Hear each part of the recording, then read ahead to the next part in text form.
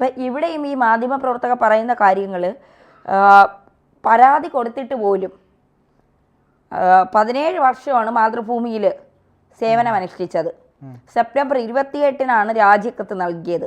ദ്വയാർത്ഥ പ്രയോഗ വിദഗ്ധനായ അശ്ലീല ആംഗ്യ ഭാഷയോട് അമിതമായ അഭിനിവേശമുള്ള തീർത്ഥം സ്ത്രീവിരുദ്ധനായ ഒരു മേലുദ്യോഗസ്ഥന്റെ പെരുമാറ്റ ദൂഷ്യം 3 വർഷങ്ങൾക്ക് മുൻപ് മാനേജ്മെന്റിന്റെ ശ്രദ്ധയിൽപ്പെടുത്തിയിരുന്നു. അന്ന് തൊട്ട് രഹസ്യമായും പരസ്യമായും പ്രസ്തുത വ്യക്തി എനിക്കെതിരെ നടത്തിവന്ന പ്രതികാര നടപടികൾ എല്ലാ പരിധികളും ലംഘിച്ചപ്പോഴാണ് രാജിവെച്ച് നിയമവ്യവസ്ഥയുടെ പിന്തുണയോടെ പോരാടാം എന്ന തീരുമാനത്തിലെത്തിയത്. പരസ്യ പ്രതികരണത്തിന് മുൻപ് നിയമവഴിയിൽ ചെയ്തു തീർക്കേണ്ട ചില പ്രധാന കാര്യങ്ങൾ ഉണ്ടായിരുന്നു.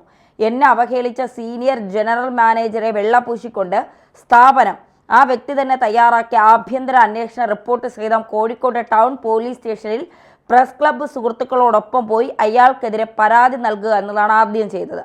മാതൃഭൂമിയിൽ 1-2 മാസത്തിൽ സാധാരണ എല്ലാ ICC അന്വേഷണവും പൂർത്തിയാകാറുണ്ട്.